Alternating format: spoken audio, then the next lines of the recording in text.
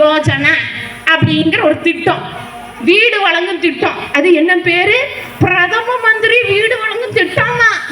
ஆனா அதுக்கு உண்மைக்குமே ஒன்றிய அரசுல இருந்து வரக்கூடிய தொகை வெறும் ஒரு 10% தான். ஆனா அதற்காக மிச்சம் 80% அள்ளி கொடுக்கிறவர் நம்மளுடைய முதல்வர் தளபதி. யாருன்னு சொன்னா அப்ப பேர் யார் பேர் வைக்கணும்? யார் பேர் வைக்கணும்? மு.க. ஸ்டாலின் சார் பேர் தானே வைக்கணும். ஆனா வைக்க விடல. அதனாலதான் நம்ம முதல்வர் கேட்டாரு, மாப்பிள்ளை இவருதான், அவர் போட்டிருக்கிற சட்டை என்னதுன்னாரு. இதை சொன்னோன்னா மோடி என்ன பண்ணிருக்கணும்? ரோசமுள்ள மனுஷனா இருந்தா பேரை மாத்திக்கையா அப்படின்னு சொல்லிருக்கணும்ல. அவர் பண்ணது என்ன தெரியுமா? ஒரு ஊராட்சிக்கும் 2000 வீடுங்கிறது 1000 வீடா கம்மி பண்ணிட்டு.